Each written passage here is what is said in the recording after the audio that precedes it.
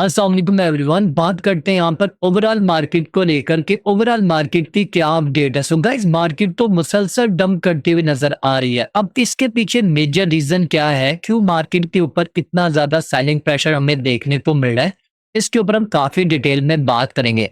और इस वीक में क्या कुछ हुआ है, क्या डेवलपमेंट हुई है, उसका क्या इम्पैक्ट पड़ा है और आने वाले दिनों में क्या इम्पैक्ट पड़ने वाला है, उसके ऊपर भी हम काफी डिटेल में बात करेंगे।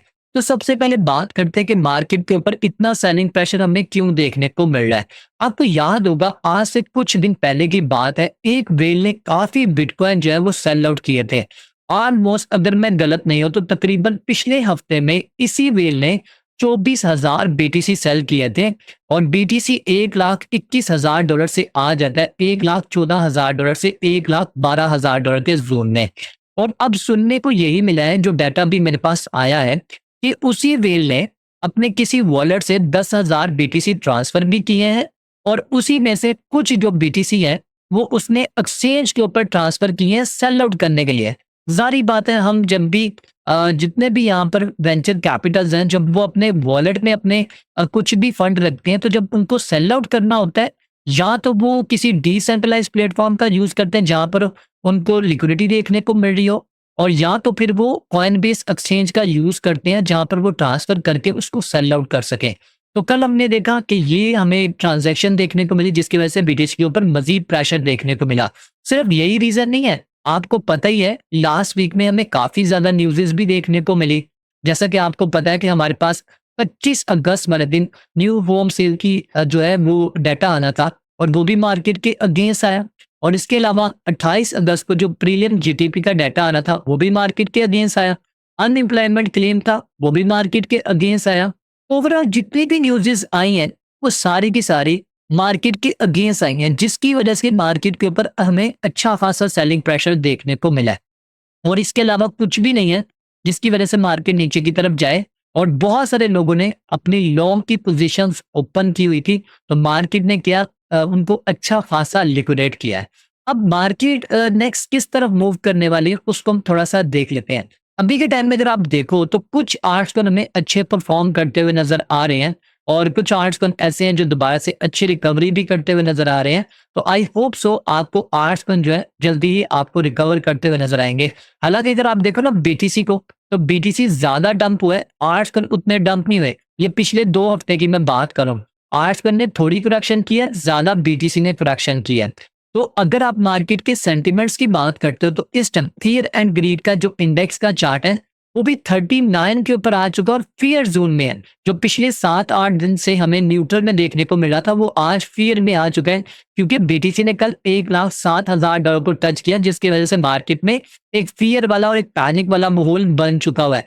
अगर बीटीसी मजीद नीचे की तरफ आ जाता है, $1,00,000 के जोन में आ गया, तो ये जो अभी आपको फियर जोन देखने को मिल रहा है ना, ये एक्सट्रीम फियर में आ जाएगा। और फिर मैं आपको बोलूंगा कि ये बेस्ट बेस्ट टाइम होगा कि आपको कुछ भी मिलता है टॉप 200 कॉइन्स के अंदर, अच्छे अच्छे आर्ट्स जो भी आपको मिलते हैं, भाई उनको बाय कर लो, उनको मिस मत करना। उसके बाद जो आपको रिवार्ड मिलने वाला है ना, वो आपकी सोच भी नहीं। अब आप सोच रहे होंगे जो अभी बाय किए हैं क्या उनको सेल आउट कर दें? नहीं नहीं नहीं, जो आपने बाय किए हैं उनको होल्ड रखना है। अगर वो थोड़े नीचे आ जाते हैं तो उनमें डीसीए प्लान कर लेना, और उनको होल्ड रखना अगले 2-3 महीने के लिए, क्योंकि ये टाइम है होल्डिंग का। ओके, अब बात करते हैं कि मार्केट में फंडामेंटल्स और क्या चल रही है और क्या इम्पैक्ट पड़ सकता है, इसको थोड़ा सा यहाँ पर हम डिस्कस कर लेते हैं। आज हमने देखा, बल्कि कल की बात कर लेते हैं। कल सीजी ने एक ट्वीट किया कि आपको एक अच्छा चांस मिला हुआ है, यहाँ पर आपको जो मार्केट डिप में आ चुकी है, यहाँ पर आपको अपने क्रिप्टो को सेल आउट नहीं करना। इनडायरेक्टली उसका एक ये मैसेज था कि जो भी आपने बाइंग की हुई है डिप में, उसको सेल आउट नहीं करना, बजाय के सेल आउट करने के आपको वहां पर बाय करना चाहिए। आपने अवॉइड करना है, आपने सेल नहीं करना जो भी आपने बाय किया हुआ है। तो आपको मैं फिर से कह रहा हूँ कि ये एक अच्छा टाइम है, आपको यहाँ पर अपनी बाइंग प्लानिंग करनी चाहिए। आप में से ज्यादातर लोग कहाँ पर प्लानिंग करते हैं? जब ये स्मार्ट मनी अपना सेल आउट करना चाह रही थी, आप वहां पर अपनी बाइंग करते हैं फोमो का शिकार हो गए, क्योंकि उस वक्त मार्केट में कुछ भी नेगेटिव नहीं होता, सब कुछ पॉजिटिव होता है, जिसकी वजह से हमें मार्केट में कोई चांस ही नहीं नजर आता है, जिसकी वजह से मार्केट नीचे गिरे। तो फिर वहां पर जाके हम फंस जाते हैं। तो जहाँ जहाँ पर मार्केट के ऊपर बहुत ज़्यादा प्रेशर होता है, फ़ियर वाला माहौल होता है, वहाँ पर हम बाइंग नहीं करते, वहाँ पर स्मार्ट मनी वेंचर कैपिटल्स अपनी बाइंग करते हैं, जिसकी वजह से वो ज़्यादा पैसा बनाते हैं। आज हमने देखा 11 घंटे पहले जो यूएस की कोर्ट है, उसने यहाँ पर अपील की है, प्रेज़िडेंट ने जो ग्लोबली टैरिफ लगाया है, उसको इल्लीगल करार दिया है। लेकिन उसके कुछ ही घंटे के बाद जो है प्रेज़िडेंट ट्रंप ने बोला है कि इस कोर्ट के फैसले आने पे भी जो टैरिफ है वो लगे रहेंगे। वो लगे रहेंगे, वो कंटिन्यू रहेंगे। उसको अभी हम खत्म नहीं कर रहे। ये उसकी तरफ से प्रेसिडेंट ट्रम्प की तरफ से ये हमें स्टेटमेंट देखने को मिली है। हालाँकि ये एक पॉजिटिव न्यूज़ थी जो कि यूएस की तरफ से एक अपील कोर्ट की गई है। ये एक पॉजिटिव चीज़ थी। टैरिफ्स के ऊपर अगर वो स्टॉप लगा देते हैं, पॉज़ लगा देते हैं तो ओवरऑल मार्केट अच्छी खासी परफ़ॉर्म कर सकती है। और इसके अलावा क्या चल रहा है, कल माइकल सेलर की एक स्टेटमेंट देखने को मिली है। उसने बोला है कि जैसे-जैसे बैंक जो है वो बिटकॉइन को रखना शुरू कर देंगे तो हर कोई चाहेगा कि वो बिटकॉइन को अपने पास रखे। और फिर कोई बेचेगा नहीं और फिर आप लोगों इस काबिल नहीं होंगे कि आप उसको अफोर्ड कर पाओ। तो ये एक अच्छा टाइम है इसको बाय करना। इनडायरेक्टली उसका यही मैसेज था जो कि एक पॉजिटिव मैसेज है। अच्छा, बात करते हैं वीकली जो हमारे पास जो बिटकॉइन का जो रिकैप है उसको थोड़ा डिस्कस कर लेते हैं। अब हमने देखा कि इस वीक की मैं बात कर रहा हूँ। सीएफटीसी ने बोला है कि हमें कुछ ऐसे क्लियर रूल्स बनाने होंगे जो अमेरिकन जो है वो आसानी के साथ जो है ट्रेड्स कर सकें फॉरेन एक्सचेंजेस के ऊपर। मतलब बहुत क्लियर रूल्स यहाँ पर बनाने होंगे। उसके अलावा यूएस गवर्नमेंट ने अपना जो जीडीपी का डाटा है ना, वो ब्लॉकचेन के ऊपर डिप्लॉय करने का फैसला किया। ये बहुत बड़ी पॉजिटिव न्यूज़ है। अगर ऐसा होता है, बल्कि होने वाला है, ऑलरेडी अनाउंसमेंट हो चुकी हुई है, अप्रूवल भी हो चुकी हुई है। तो जीडीपी का डाटा जब वो बिटकॉइन और ब्लॉकचेन के ऊपर हमें देखने को मिलेगा तो ये ओवरऑल कंट्रीज के लिए पॉजिटिव मैसेज होगा। टेथर ने भाई फैसला किया है कि वो अब जो है अपना जो है वो एक यूएसडीटी जो है वो लॉन्च करने वाले हैं बिटकॉइन की ब्लॉकचेन के ऊपर। तो ये भी एक पॉजिटिव साइन है। थाईलैंड ने भाई कंसीडर किया है बिटकॉइन को रिजर्व रखने के लिए। जापान ने भी कंसीडर कर दिया बिटकॉइन को वो रिजर्व रिजर्व पे रखने वाले हैं।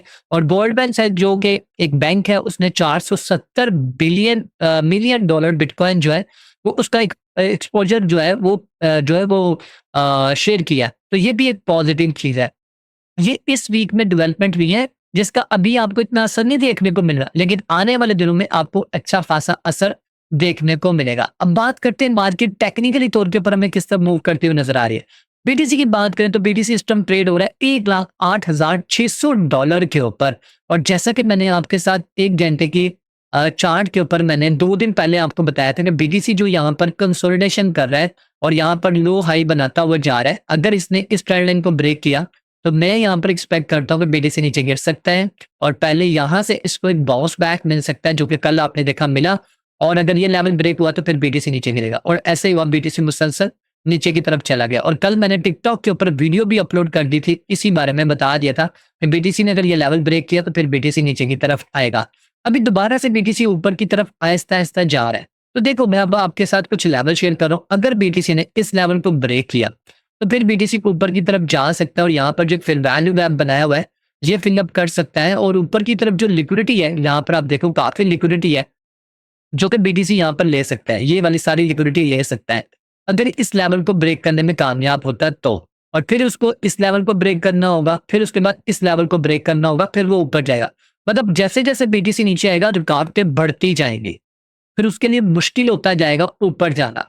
मैंने आपके साथ बहुत सारे चार्ट शेयर किए हुए हैं जिसमें मैंने काफ़ी डिटेल में बताया हुआ है बीटीसी अभी जिस लेवल के ऊपर है, ये ऐसी कंडीशन पे बैठा हुआ है, अगर यहाँ से ये लेवल ब्रेक हुए तो फिर बीटीसी बुरे तरीके से नीचे गिरेगा।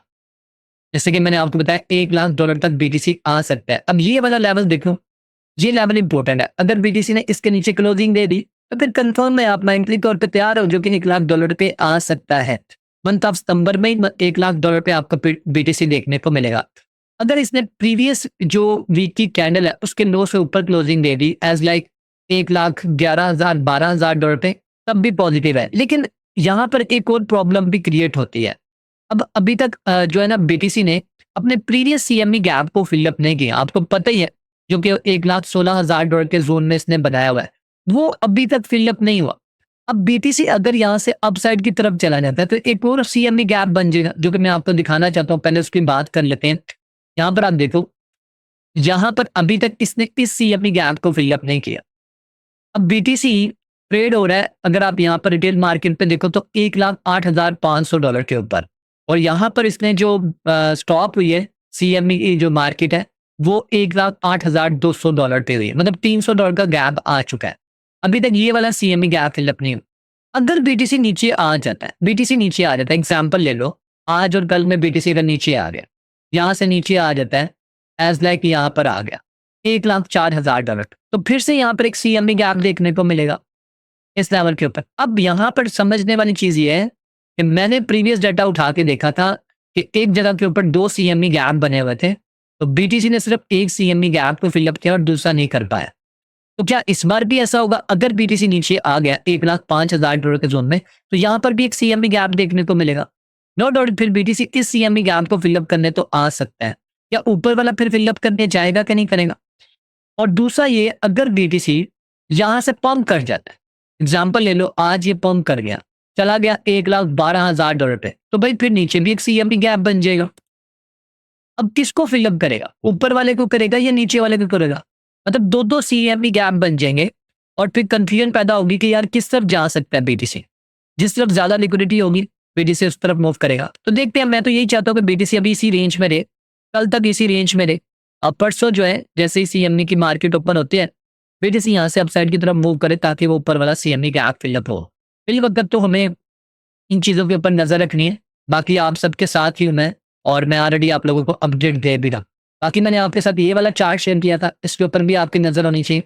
ये बिल्कुल वैसे ही प्ले हो रहा है जैसे मैंने आप लोगों को बताया था। देखो यहाँ पर BTC इस लेवल को ब्रेक करेगा, यहाँ से टेस्ट करेगा, अब यहाँ पर आ चुका है, अगर यहाँ से सपोर्ट ना मिले तो BTC नीचे गिरेगा। तो ये सारी चीज़ें इंपॉर्टेंट है, लेकिन अगर आप यहाँ पर पोजीशन की बात करो यहाँ पर, तो ज़्यादातर जो पोजीशन ओपन हुई हुई है फिल वक्त, वो शॉर्ट वालों की है। लॉन्ग वालों की बहुत कम है यहाँ पर पोजीशंस। यहाँ पर आप देखो 30 डेज के डाटे के मुताबिक यहाँ पर सिर्फ लॉन्ग वालों की जो पोजीशन है वो $3.23 बिलियन है। लेकिन और यहाँ पर जो लॉन्ग वालों की है वो 3.23 है। और अगर आप शॉर्ट वालों की देखो तो $20 बिलियन की है, $1,25,000 तक। मैं 1,25,000 तक नहीं जाता, मैं कहता हूँ सिर्फ $1,14,000 भी देखूँ ना, तो तब भी $60 बिलियन की यहाँ पर हमें लिक्विडेशन देखने को मिल रही है, जो कि काफी बड़ी अमाउंट है। और ये सब लोग लिक्विडेट हो सकते हैं, ये सारे के सारे। तो अगर BTC थोड़ा सा भी अपसाइड की तरफ मूव हुआ तो ये सारे के सारे BTC लिक्विडेट कर सकते हैं। अब बात करते हैं यहाँ पर इथेरियम का क्या मूव है, इथेरियम किस तरफ जाता हुआ नजर आ रहा है। BTC तो चलो डंप कर ही रहा है, इथेरियम की क्या सीन है। तो देखो इथेरियम का ये चार्ट मैंने आपके साथ शेयर किया हुआ है। हालांकि इथेरियम उस तरीके का डंप नहीं हुआ जिस तरह BTC डंप कर रहा है, इसको यहाँ से सपोर्ट मिले, और अगर इथेरियम इसी तरह सपोर्ट लेता है तो यहाँ पर एक और लेवल बन रहा है, जो कि मैं आपको यहाँ पर शेयर करता हूँ। इस लेवल के ऊपर इस चार्ट हम देख लेते हैं, यहाँ पर देखें। अगर तो इथेरियम इस ट्रेंड लाइन को ब्रेक करने में कामयाब हुआ तो आप यहाँ पर अपनी बाइंग प्लान कर सकते हो। ये लेवल अगर ब्रेक करता है इथेरियम अपसाइड की तरफ, तो फिर इथेरियम भी पंप करेगा। और याद रखना, इथेरियम में भी CME गैप बन सकता है। अगर BTC में बन रहा है तो इथेरियम में भी बनेगा। अगर इथेरियम ऊपर चला जाता है तो यहाँ पर भी एक CME गैप बन सकता है, और अगर इथेरियम नीचे चला गया तो वहां पर भी बन सकता है। तो ये भी चीजें हैं जिसको आपको देखना चाहिए साथ साथ में, ठीक है। और एक बात यहाँ पर BTC की डोमिनेंस को लेकर, तो देखो BTC की डोमिनेंस थोड़ी सी हमें करैक्शन करती हुई नजर आ रही है, जिसकी वजह से आर्स स्टेबल है, थोड़ी बहुत करैक्शन हो रही है। आई होप सो BTC की डोमिनेंस जिस तरह ये कंसोलिडेशन कर रही है ना बेरिश वाली, आई होप सो यहाँ से नीचे की तरफ गिरेगी और आपके आर्ट्स अच्छे परफॉर्म करेंगे। सो मैं आपको फिर से बोल रहा हूँ, अगर आपने आर्ट्स को होल्ड रखा हुआ है तो प्लीज उसको होल्ड ही रखो। अभी तो BTC की डोमिनेंस ने सिर्फ थोड़ा सा मूव लिया है। आई होप सो ये मूव जो है कामयाब होगा और BTC की डोमिनेंस इंशाल्लाह नीचे की तरफ गिरेगी और आपके आर्ट्स अच्छे परफॉर्म करने वाले हैं, ठीक है। तो ये थी गाइस ओवरऑल अपडेट। बाकी इंशाल्लाह जितनी भी अपडेट्स होंगी वो आज रात के लाइव स्ट्रीम में मैं आपके साथ शेयर करूंगा। आप में से वो मेंबर जो हमारे स्पॉट और फ्यूचर सिग्नल्स को फॉलो करना चाहते हैं वो हमारे कम्युनिटी का हिस्सा बन सकते हैं। आप लोगों के लिए स्पेशल मैंने एक व्हाट्सएप ग्रुप बनाया हुआ है। उसके लिए करना क्या है, आपको BinkX एक्सचेंज के ऊपर अपना अकाउंट बनाना है, डिपॉजिट करना है, मिनिमम $200 होना चाहिए आपका उसके अंदर। फिर आपने हमें स्क्रीनशॉट भेजना, फिर हम आपको अपने इस ग्रुप में ऐड करेंगे जहां पर हम सिग्नल्स वगैरह दे रहे होते हैं। और उसी के साथ साथ हमारा नेक्स्ट मंथ में बैच स्टार्ट हो रहा है। आप में से वो मेंबर जो ट्रेडिंग को सीखना चाहते हैं, आप चाहते हैं कि आप खुद से ट्रेडिंग करना, तो भाई हम नेक्स्ट मंथ में जो है अपना एक न्यू बैच स्टार्ट कर रहे हैं। आप उसमें अपनी एनरोलमेंट करवा सकते हैं। बहुत ही मैंने समझो कि ओवरऑल सारी चीजें जो है उसमें रखी हुई हैं और बहुत कम फीस रखी हुई है, ना होने के बराबर उसमें फीस है, ठीक है। तो ये थी ओवरऑल अपडेट गाइस। मिलते हैं नेक्स्ट वीडियो में। अपना ख्याल रखें, दुआ में याद रखें। टेक केयर, अल्लाह हाफिज।